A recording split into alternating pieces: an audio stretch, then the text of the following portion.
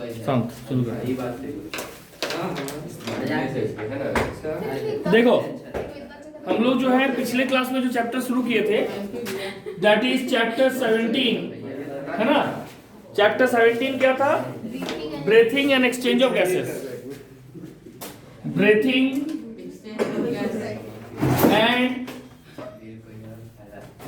And exchange, बस शांत रहो मेरी, एंड एक्सचेंज ऑफ गैसेस। इसमें आज हम लोग पढ़ेंगे रेस्पिरेटरी पिगमेंट्स के बारे में, क्योंकि अगर हम लोग एनिमल फिजियोलॉजी पढ़ रहे हैं तो डिफरेंट एनिमल्स में अलग अलग रेस्पिरेटरी पिगमेंट है, और इसमें से ज्यादातर रेस्पिरेटरी पिगमेंट का काम है टू बाइंड विद ऑक्सीजन। क्यों? To form combination of oxygen. Haemoglobin है, हेमोग्लोबिन हमारा जब ऑक्सीजन के साथ कंबाइन करता है तो बनाता है ऑक्सी हेमोग्लोबिन। उसी तरह से हमारे तुम्हारा मसल, उस तरह से हमारे मसल्स में एक पिगमेंट होता है दैट इज कॉल्ड मायोग्लोबिन। तो मायोग्लोबिन जब ऑक्सीजन के साथ कंबाइन करता है तो वो बनाता है ऑक्सी मायोग्लोबिन, और ये ऑक्सीजन हमारे बॉडी में हेल्प करता है in the aerobic respiration to generate energy. तो हम लोग का नेक्स्ट टॉपिक है आज का रेस्पिरेटरी पिगमेंट्स। Respiratory pigments. तो हम यहाँ पे दो कॉलम बनाएंगे। पहला होगा पिगमेंट्स का नाम, ठीक है, और दूसरा होगा features,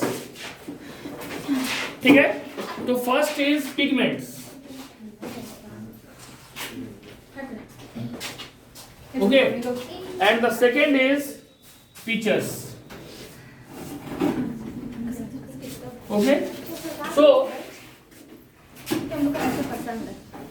first pigment is haemoglobin. Haemoglobin. Now features. First, जब हेमोग्लोबिन को ऑक्सीडेटेड किया जाता है it become red in colour, ठीक है। और जो हेमोग्लोबिन है इसका मेटल बेस है आयरन। मेटेलिक बेस क्या है? आयरन, ठीक है। अब देखो सर हेमो मतलब भी तो आयरन है। हाँ, इसलिए तो बोले metallic base. when oxygenated it becomes red in color. Second, haemoglobin में क्या होगा? In vertebrates it is found in the RBC, whereas in non-vertebrates or we can say non-chordate it is found in the blood plasma. मतलब haemoglobin vertebrate invertebrate दोनों में रहेगा, ठीक है, but इसका पोजीशन चेंज हो गया। हम लोग में ये आरबीसी के अंदर पाया जाता है हेमोग्लोबिन, लेकिन जो नॉन इनवर्टिब्रेट है उसमें किसमें पाया जाता है? Blood plasma. तो लिखेंगे इनवर्टिब्रेट्स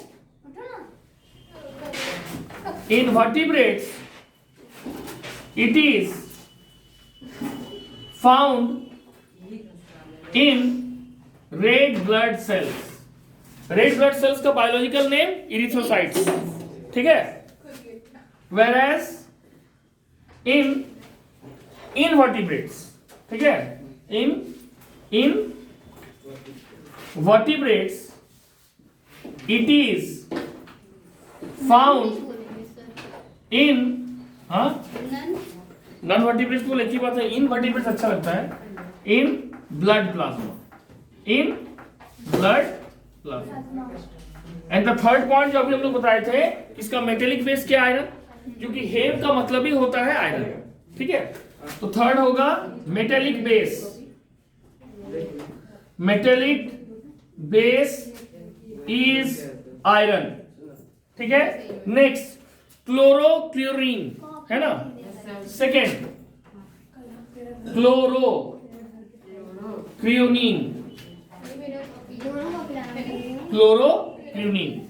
अब देखो क्लोरोक्लोरीन जो बेस तुम्हारा जो पिगमेंट है रेस्पिरेटरी पिगमेंट, इसका पहला पॉइंट, जब ऑक्सीडेटेड होगा ये भी ग्रीन होगा, ये भी रेड होगा। क्यों? क्योंकि इसका भी मेटेलिक बेस आयरन है। लेकिन जब ये डीऑक्सीडेटेड है it is green in colour, ठीक है। तो लिखेंगे it is green in color. It is green in color but when it is oxygenated it is red. लेकिन जब ये ऑक्सीडेटेड हो जाता है तो क्लोरोक्विनिन का कलर रेड हो जाता है. सेकेंड, ये पाया किस में जाता है? तो it is found in Annelida. Annelida, हाँ, सर कहाँ पाया जाता है? It is found in Annelida. Basically ये तुम्हारा सी या ओशन वाटर में पाया जाता है एनिलिडा. अब मेटेलिक बेस, तो अभी जस्ट हम बताए थे कि हेमोग्लोबिन और क्लोरोक्विनिन दोनों का ही मेटेलिक बेस क्या है? आयरन. और इसलिए रेड हो जाता है. तो लिखेंगे it's metallic base sir is जब हेमोग्लोबिन आयरन ऑक्सीजनेटेड होता है तब भी उसका कलर रेड ही होता है. ऑक्सीडेटेड होता है वो लाइट येलो कलर का होता है. ठीक है, तो ये हो गया. अब इसको लिख लो. देखो, थर्ड जो पिगमेंट है वो है हेमोइरिथ्रिन. ठीक है, थर्ड है हेमोइरिथ्रिन. ठीक है, जो हेमोइरिथ्रिन है इसका फीचर्स क्या क्या? पहला, नॉर्मली जो हेमोइरिथ्रिन पिगमेंट है ये कलरलेस होता है, लेकिन when it get oxidated it become red in colour. ठीक है, it become red in colour and sometime brown. तो लिखेंगे first point, it is colourless when oxygenated. जब ये ऑक्सीजनेटेड होता है इट बिकम्स रेड और ब्राउन. ये हो गया इसका फर्स्ट पॉइंट, इसका हेमोइरिथ्रिन. सेकेंड पॉइंट होगा, ये पाया किस में जाएगा? Just like chlorocruorin it is also found in Annelida, और इसका भी मेटेलिक बेस आयरन होगा. ठीक है, तो नेक्स्ट लिखेंगे. हाँ, क्या फाउंड? देखो बता रही हूं, फाउंड इन किसमें पाया जाएगा? एनिलिडा. क्यूआर कोड डाउनलोड कर दे, इसको स्कैन करो. पहले मेरा जो भेजे थे. थर्ड जो है वो क्या है? वो है तुम्हारा metallic base iron. Metallic base iron. Metallic base iron. ठीक है, नेक्स्ट है हेमोसाइनिन. साइनिन वर्ड आने से ही मतलब हो गया कि वो कॉपर है. ठीक है, तो फोर्थ कौन सा रेस्पिरेटरी पिगमेंट होगा? हेमोसाइनिन. और हेमोसाइनिन का फर्स्ट पिगमेंट क्या होगा? इसका कलर ग्रीन होता है, और जब ऑक्सीडेटेड होगा तो वो क्या होगा? Blue. It's sir copper colour copper Green. Brown colour का होता है ना. कोई जरूरी है कि भाई होगा? ऑक्सीजन के साथ रिएक्ट करेगा तो उसका पर्पल कलर होगा ना. Its colour is green, but when oxygenated, जब ये क्या होगा? ऑक्सीजनेटेड होगा, इट बिकम्स ब्लू. ठीक है, नेक्स्ट, ये किसमें पाया जाएगा? आर्थ्रोपोडा में, लेकिन इंसेक्ट छोड़ के. तो लिखेंगे it is generally found in phylum arthropoda except insecta. ठीक है, क्योंकि इंसेक्ट भी तो उसी में आता है, लेकिन इंसेक्ट में वो नहीं पाया जाता है. तो लिखेंगे it is found in arthropoda except insects या इंसेक्टा. ठीक है, और थर्ड मेटेलिक बेस क्या होगा? बताए थे ना, copper. Copper metallic base copper. ठीक है, तो ये हो गया तुम्हारा हेमोसाइनिन. अब देखो, नेक्स्ट जो पिगमेंट है वो है तुम्हारा फिफ्थ नंबर पिगमेंट, इकाइनोक्रोम.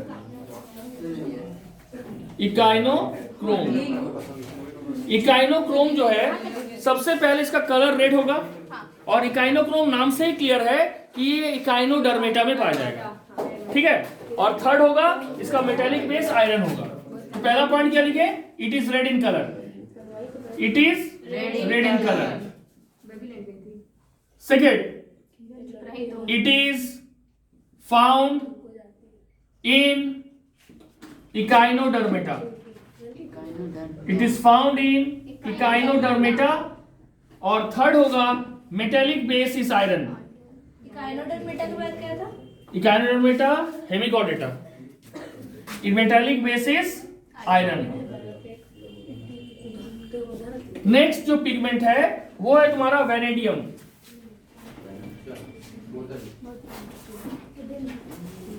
वेनेडियम। और जो तुम्हारा वेनेडियम है ये किसमें पाया जाता है? Coelomic fluid. सीलोमिक फ्लूइड किसका?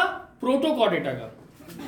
इट इज फाउंड सर इसका कलर क्या होता है? इन, सब बता रहे, it is found in COE yellow um, हाँ, coelomic fluid of protochordata. Chinochrome. हाँ, प्रोटोकॉर्डेटा।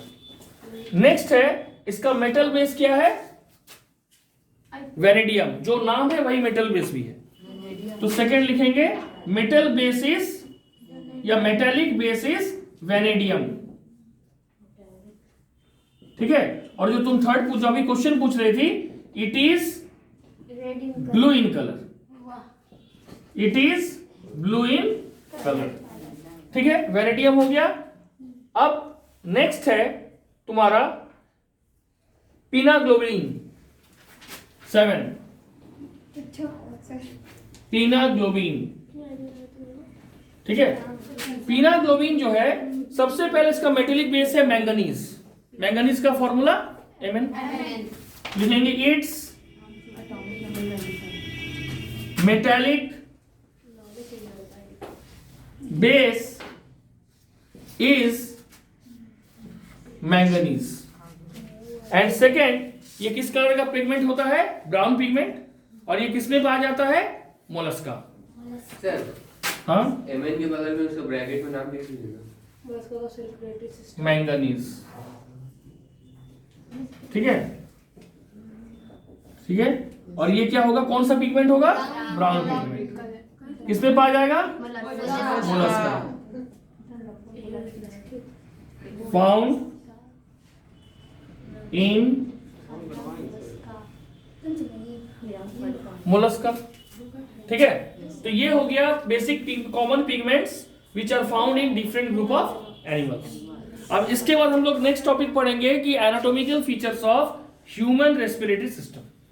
ठीक है, यहां तक आप लोग लिख लीजिए। अब सुनो ध्यान से। अब हम लोग पढ़ेंगे anatomical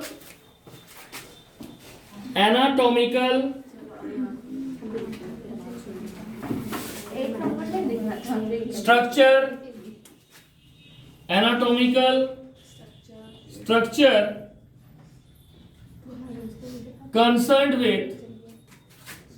concerned with the human respiratory system। ठीक है, हाँ, तो ह्यूमन रेस्पिरेटरी सिस्टम का हम क्या स्टडी करेंगे? Anatomical structure.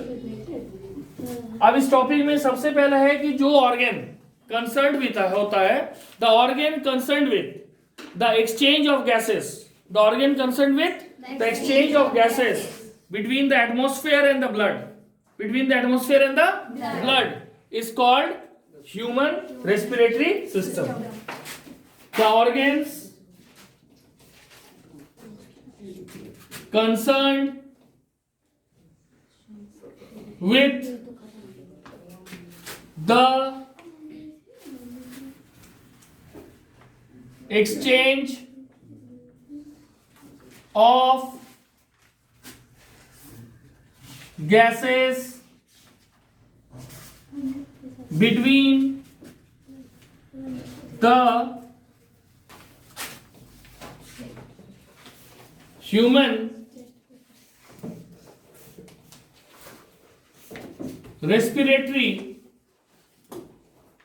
system, exchange of gas between the atmosphere and the blood is called respiratory system। between the atmosphere and the blood is called the respiratory system. अब सबसे पहले ये respiratory system consist क्या करता है? Respiratory organ और क्या? System consist of respiratory organs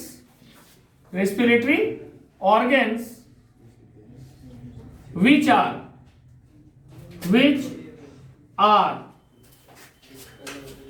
सबसे पहला है knows,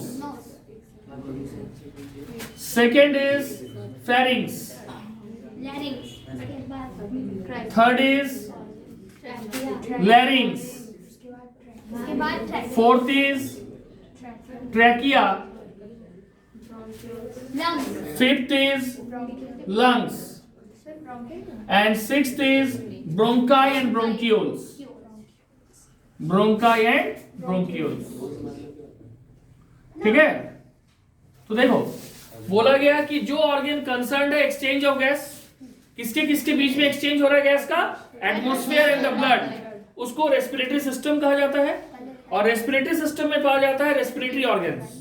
these are basically nose, pharynx जिसको हम बोलते हैं common passage for both wind and food, third larynx जिसको हम लोग वोकल कॉर्ड बोलते हैं, फोर्थ इज ट्रैकिया जिसको हम लोग विंड पाइप बोलते हैं, ऑलरेडी हम लोग 10 में पढ़ चुके हैं, lungs, and last is bronchi and bronchioles.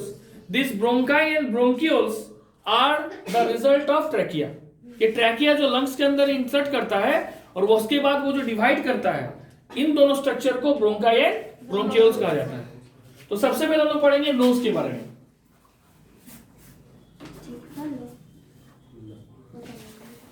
ठीक है, तो पहला क्वेश्चन है कि नोज में हम लोग पढ़ेंगे क्या। सबसे पहले nose is covered with skin on the outer side and internally it is made up of bone and cartilage. बाहर से नोज स्किन से घिरा हुआ है और अंदर से ये बोन और कार्टिलेज का बना हुआ है। तो लिखेंगे it is externally covered with skin and internally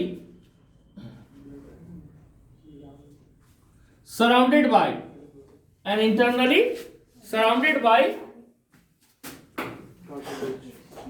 bone and cartilage, ठीक है। ये हो गया तुम्हारा पहला। दूसरा, ये जो तुम्हारा नोज है, नेक्स्ट नोज जो है it communicate with the outside environment through a pair of nostrils. ठीक है, तो क्या लिखेंगे? Nose communicate with the external environment, communicate with the external environment by a pair of nostrils। ठीक है, ये दोनों नाक तो इसको बोलते हैं nostrils। अब उसके बाद लिखेंगे each nostril, हर एक nostril में एक hollow space है और इस हॉलो स्पेस को बोलते हैं नेसल कैविटी। कैविटी का मतलब ही होता है खाली जगह। ठीक है, तो अब लिखेंगे ईच नॉस्ट्रिल्स हैज, या हैज लिखो, ईच बोले ना singular, has a, each nostril has a narrow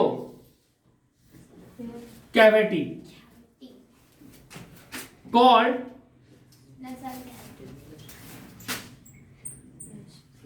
nasal cavity, और कुछ बुक में कहा गया है नेसल पोर, नेसल पोर। तो ये हो गया नोज का इंट्रोडक्शन। ठीक है, चलो इसको लिखना शुरू करो। देखो नोज जो है हम लोग ऑलरेडी पढ़े कि नोज जो है ये कम्युनिकेट करता है एक्सटीरियर एनवायरनमेंट के साथ by a pair of nostril.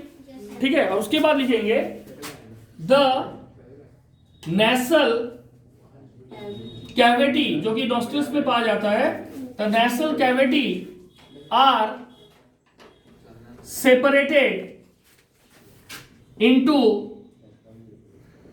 Right and left nasal cavity, है ना। ये जो तुम्हारा नाक है, इसका दोनों जो नेसल कैविटी है राइट और लेफ्ट में, इसके बीच में ये जो पार्टीशन है, इसको बोलते हैं nasal septum. Bye nasal septum, septa का मतलब ही होता है पार्टीशन, ठीक है। तो नेसल सेप्टम से ये एक दूसरे से डिवाइडेड है। अब जो एंड देखो, नेसल कैविटी में दो पार्ट है, एक एंटीरियर आगे वाला पार्ट और एक अंदर जिसको बोलते हैं पोस्टीरियर पार्ट। तो the anterior part of the nasal cavity is having a skin with hair and that part is called vestibule, ठीक है। वेस्टिब्यूल, नाक के अंदर जो बाल दिखता है आगे वाले पार्ट में, दैट इज एंटीरियर पार्ट। तो लिखेंगे कि the anterior part of the nasal cavity is having skin with hair called vestibule, is having skin with hair called vestibule, ठीक है। तो ये हो गया, यानी वेस्टिब्यूल क्या है, ये तुम्हारा हेयरी स्किन वाला पार्ट है। और हेयरी स्किन से फायदा क्या होगा, देखो जब हम इनहेल करते हैं तो we inhale mixture of gases along with dust particle. तो ये जो हमारा हेयर है, ये दो काम कर रहा है। पहला, it restrict the dust particle to enter into our respiratory system. Second, it makes the incoming air warm, ये इनकमिंग एयर को वार्म यानी गर्म करता है, ठीक है, by causing friction with the air. लेकिन इसका मेन काम है टू स्टॉप द और to restrict the dust particle to enter into our respiratory system. तो नेक्स्ट लिखेंगे the vestibular hair filter out the dust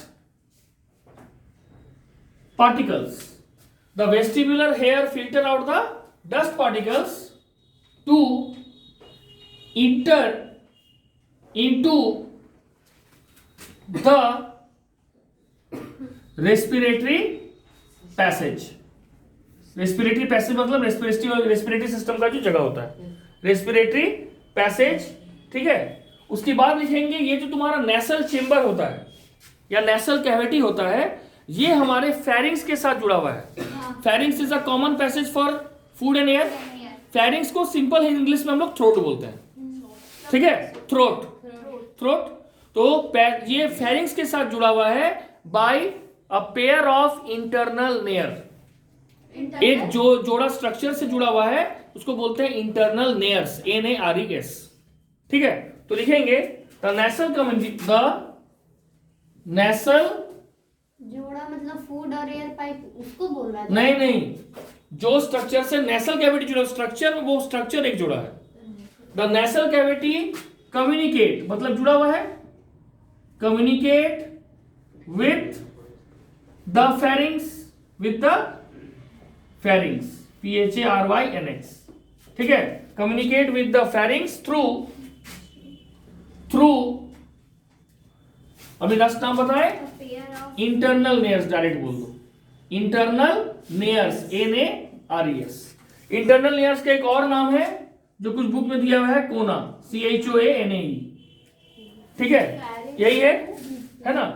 अब इसके बाद नेक्स्ट है कि इसमें दो ट्रैक और है, रेस्पिरेटरी ट्रैक है और ऑल्फैक्टरी लोब है। ऑल्फैक्टरी ट्रैक उसको कहा जाता है जिसके थ्रू हम स्मेल करते हैं, हम कोई चीज सूंघ के बताते हैं ना अच्छा ही खराब, वो ऑल्फैक्टरी लोब के कारण बोलते हैं। तो सबसे पहले है रेस्पिरेटरी ट्रैक। Respiratory tract.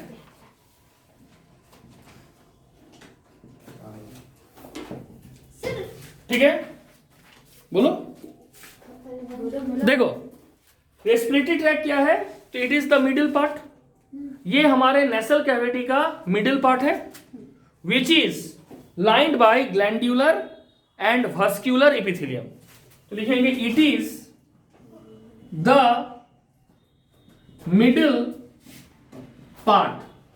ठीक है, ये हमारा मिडिल पार्ट है and is lined by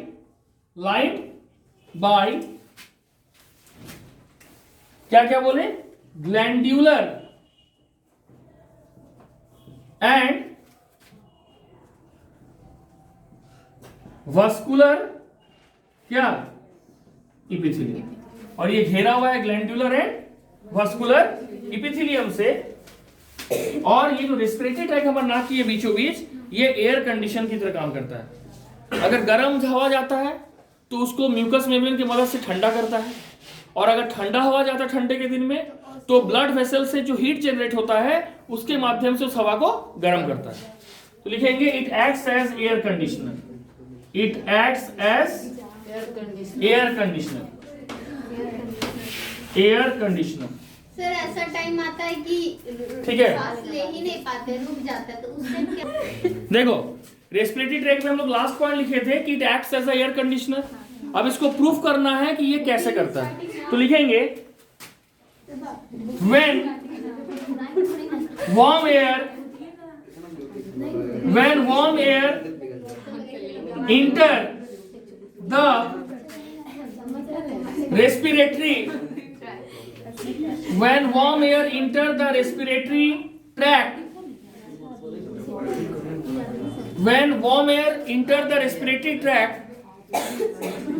mucus, ठीक है, क्या लिखेंगे, म्यूकस इवापोरेट, म्यूकस जो है वो इवापोरेट करेगा to create the cooling effect. Mucus evaporate करके कौन सा इफेक्ट प्रोड्यूस करता है, कूलिंग इफेक्ट, ताकि वो गर्म हवा ठंडा हो जाए। और उल्टा अगर सेकेंड लिखेंगे कि व्हेन कोल्ड एयर या when cool air enter the respiratory tract, enter the respiratory tract, तो क्या होगा, heat from the blood vessels, heat from the blood, heat from the blood vessels, ठीक है, heat from the blood vessels radiated into the chamber मतलब respiratory tract में, and make it warm। अब third portion जो किसी भी knows के सबसे अंदर भाग में यानी पोस्टीरियर पार्ट में रहता है उसको बोलते हैं ऑल्फैक्टरी पार्ट।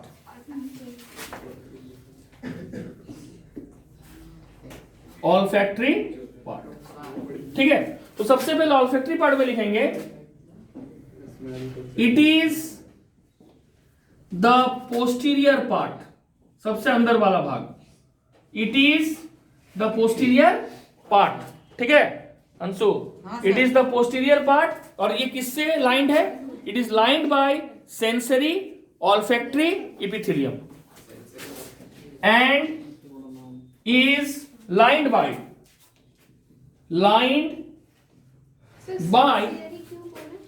क्योंकि उसकी की तरह वो तुम्हारा ये सेंसरी के कारण ही ये आसानी से किसी स्मेल को बता सकता है एनालाइज करके कि खराब है कि अच्छा। सेंसरी सर ये न्यूरॉन से हाँ कनेक्टेड होता है, ऑल्फैक्टरी ब्रेन के through, sensory olfactory epithelium, sensory olfactory epithelium. It is the posterior part and is lined by, घेरा हुआ किससे, सेंसरी ऑल्फैक्टरी इपिथेलियम। उसके बाद it helps in perceiving the smell, it helps in perceiving sense of smell. छुट्टी थोड़ा देर में रुको ना, perceiving the sense of smell. अब कहा जाता है कि नेसल चेंबर में जो है 3 पेयर ऑफ स्क्रॉल, घुमा हुआ स्क्रॉल लाइक प्रोजेक्शन है, जिसको कोकेन या टर्मिनल कहा जाता है। ठीक है, कॉन्का या टर्मिनल सर तो उसका फंक्शन क्या है? बता रहे हैं। Nasal chamber has 3 pairs of scroll like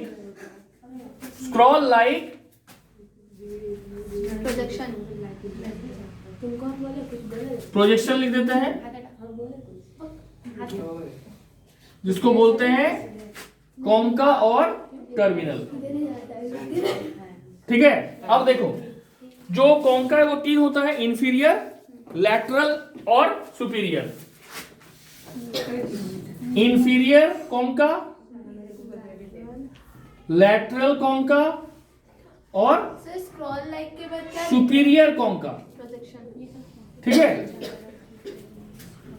scroll like projection हो गया। तो ये 3 हो गया। और ये जो तुम्हारा टर्मिनल है, इसमें तुम्हारा होगा MEN, मेन से इसका क्लू वर्ड है। एम फॉर तुम्हारा मैक्सिलो टर्मिनल, मैक्सिलो टर्मिनल। ठीक है, दूसरा एन है, एन का MEN, मेन। इथमो, इथमो टर्मिनल। और एन का हो जाएगा नेसो टर्मिनल, नेसो टर्मिनल। तो ये 3 pair of scroll like projection है। ठीक है, और ये जो है तुम्हारा कॉन्का क्या करता है, ये नेसल चेंबर के सरफेस एरिया को इंक्रीज कर देता है। Concha increase the surface area of the nasal chamber. ठीक है, लिखेंगे यहां पे, देखो लिखेंगे कि, ठीक है, यहां पे लिखेंगे कि concha increases the surface area of nasal chamber. Nasal chamber के सरफेस एरिया को ये बढ़ाता है। क्यों? 2 कारण के लिए, फॉर बेटर एयर कंडीशनिंग और स्मेल। नेसल चेंबर जो है ना, इसी के सरफेस एरिया को बढ़ा रहा है, अपने आप नहीं बढ़ रहा है। किसके कारण बढ़ रहा है? 3 pair of scroll like projection, जिसका नाम या तो कॉन्का है या तो टर्मिनल है। एयर तो कहीं से भी पास हो जाएगा। नहीं, कहीं से पास, ऐसा बोलना आसान है लेकिन पास नहीं होता है, क्योंकि उसको पास ही नहीं कराना है। मेरा मेन टारगेट उसको लंग्स में ले जाना है, क्योंकि हमको पूरे एयर के हर ग्रेडियंट से काम नहीं है, हमको सिर्फ उसका ऑक्सीजन चाहिए। और उसके ऑक्सीजन को पूरे एयर से अलग सिर्फ एयर सैक कर सकता है, यानी एल्वियोली। और वो कौन कहां पे है? लंग्स के अंदर। समझ गए? तो हमको उसको ले जाना, तो पैसेज में ले जाने के लिए जरूरी है। ठीक है, one of nasal chamber for better air conditioning and smell. ठीक है, तो ये हो गया पूरा। ये यानी रेस्पिरेटरी ट्रैक क्या है? ये तुम्हारा मिडिल पार्ट में है हमारे नेसल चेंबर का, और ये किससे बना हुआ है? ग्लैंड्यूलर वास्कुलर इपिथेलियम से बना हुआ है। ये एक एयर कंडीशनर की तरह काम करता है, वार्म एयर को कूल और कूल एयर को वार्म करता है।